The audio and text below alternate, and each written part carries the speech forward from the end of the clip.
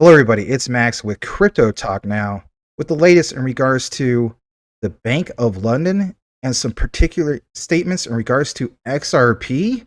Well, without further ado, let's go ahead and jump right into it. So, as you can see right here, I got a news source this time, and highly recommend following this particular individual. His name is Mason versus Louise.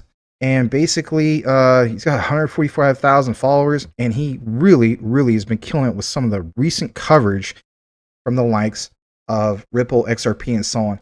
Look at this. Breaking. The Bank of London says banks need to be ready for clearing 2.0, embracing global networks such as Ripple and XRP. Now, I read through this, and of course, when I went through it, saw the highlights just like anybody else.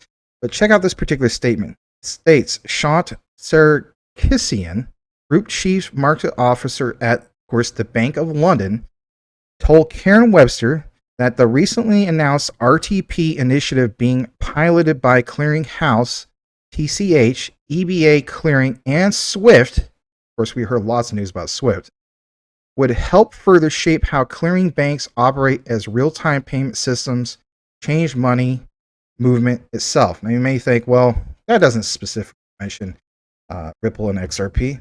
I'm with you. Check this out. It's in the next page.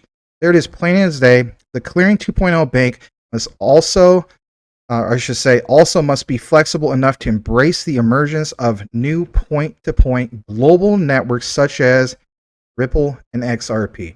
Now I get it. Sometimes people can make a particular cropped image or a snippet and so on. So I did a little bit more further research into this particular one. And, I went to his particular, link, and of course it comes up with this.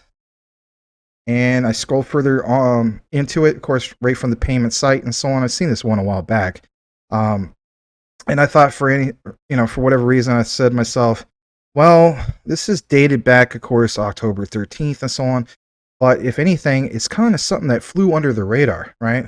And especially when we get to this particular one. Again, plain as day, the Clearing 2.0 bank must be flexible enough to embrace the emergence of new point-to-point global networks such as Ripple and XRP, and to settle in whatever currencies stakeholders demand. Now, just think about that for a moment, right? When it comes to your cryptos, right? We stated this basically on our live show quite a few times, and that is, the crypto that you're invested in, does it have the supply? Okay, yes it does. What kind of demand does it have, right? If anything, you're literally seeing the Bank of London, right, basically mentioning just that particular demand. And if it's connected to the likes of, the financial sector, it's absolutely massive, to say the least. Now, of course, I mentioned this on the live show plenty of times, and that is the third key factor, right? And that is if it's trending. I refer to that as the crypto trifecta, if you will. Currently speaking, from a retail point of view, it's not trending. But if anything, you're seeing more and more coverage, if you will, for the likes of XRP, some of these other ones, right? XDC, XLM, the ISOs. And if anything, there is where that will kick into what I like to refer to as the crypto trifecta. Those three things, in my opinion, are the magic formula to really get things taken off. Now, a little bit more that we want to cover in regards to today's coverage of XRP. And that is basically like what you see right here. And again, shout out as normal, not following him, highly recommend it. Crypto Lulu posted about 13 hours ago. I have fast forwarded to key certain parts, and that is basically Lulu does a great job of explaining the significance of Ripple's on-demand liquidity, and in connection to some of this demand, for instance, from the Bank of London, and let's face it, quite a few other banks, they're going to be flipping the switch, if you will, when it comes to ISO 222, and just that on-demand liquidity. Something to be said. I'm going to go ahead and blow this up, and if anything, I'm actually going to come out of the frame for just a moment, but it's really something else. All right, here we go. This is about, I don't know, about roughly 3-4 minutes or so, and then of course we'll come right back. On-demand liquidity erases the need for this Nostro account at the bank, freeing up lots more money and resolving the issue that is happening right now with all the banks, that the banks don't have any more money left. They don't have much money left in these Nostro accounts. And then in addition to that, you've got countries like Russia saying we're no longer accepting any currency except the ruble. We don't take the dollar anymore. We're not acknowledging the dollar. And of course, because Russia is part of the BRICS nations, and that includes a lot more than just Russia and big countries too. All of those could follow suit and say we want to be paid in our own currency. Now, if the banks don't have that currency in their Nostro account, they can't pay for these services. The US can't get oil. The US can't get this. The whole world can't get this and that. You know, it causes major disruption. So what you need is a currency in between, in this pool of cash, this pool of currency, this on-demand liquidity, where different central banks can just pick that XRP out, settle their transaction and put it back. That's very much the system that hasn't been utilized yet. And this is a small inclination as to why this hasn't happened yet. The lawsuit is having a bigger impact than I ever gave it credit for, right?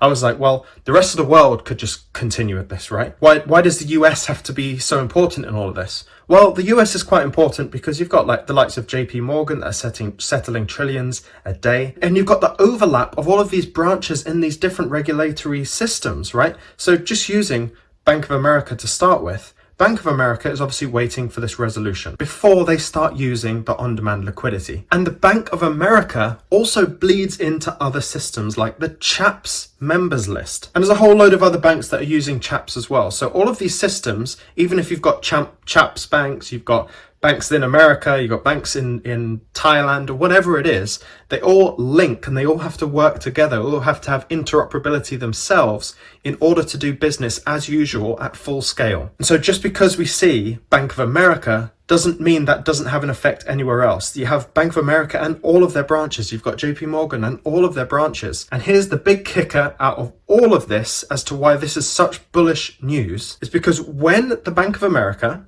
start using on-demand liquidity, this will create a huge separation in terms of competitive advantage from the Bank of America and all of the partnerships that Ripple have built over the years to use RippleNet. They'll be utilizing the full force of that new technology, where those others who aren't using RippleNet and are slow to adapt, there'll be a huge difference in terms of the margins, the rates, the speed of transaction. And so what naturally you will see as a result of this is you'll see everyone else playing catch up. What does playing catch up look like? Well, it means they're going to be jumping onto RippleNet and they're going to be utilizing on-demand liquidity just to remain somewhat competitive with those who are ready at the beginning. And so this is massively bullish. Right now, our eyes should be completely peeled on this Ripple and SEC lawsuit, because if the Bank of America are waiting for resolution to start using on-demand liquidity, you can bet your bottom XRP that the rest are going to follow suit when that result comes. And yeah, I mean, the way he put it is just it really brings light, full force on what we got going on here, basically. And that's the way I am personally looking at it. And on top of that, I mean, think about this. You talk about supply and demand. You can look it up for yourself, for instance, right? So, you know, again, if your crypto, whatever it is out there that you're invested in and so on, has just that tremendous amount of supply and demand. And when those two factors kick in, not to mention if it is trending, I mean, that's just, you know, the icing on the cake. Those two main things, that supply, that demand, you're literally seeing it, especially with what is coming up in March for ISO 222 when it comes to the mandate and the flip of the switch. But it very well happen in which it gets delayed again.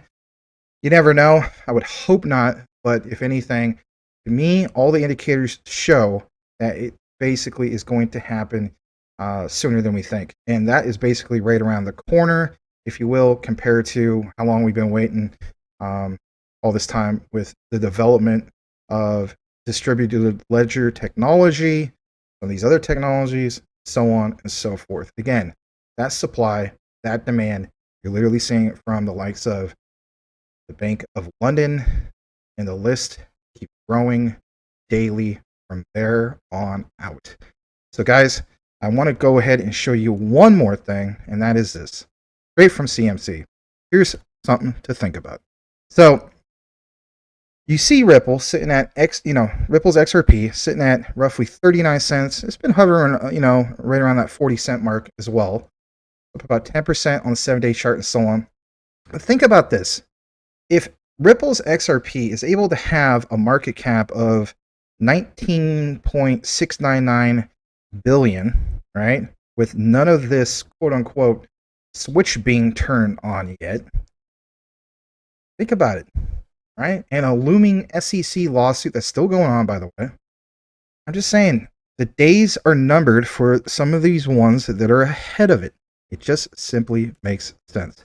And at these price levels, an absolute steal, to say the least. Not financial advice, but that's just the way I look at it. All right, guys. Been a pleasure to bring you guys this information. I still think it's very massive, bullish, you name it. And of course, with that said, like, comment, subscribe, and hit that bell notification if you haven't done so already. And by all means, if you enjoy a live show in which we talk about the likes of XRP, some of these other ISOs, right? We cover quant all the time and so on, XDC, XLM, you name it. Join us 9 p.m. Eastern, 6 p.m. Pacific, every single day of the week. Thanks again for watching today's video. You all have a blessed day, and we'll see you on the next one.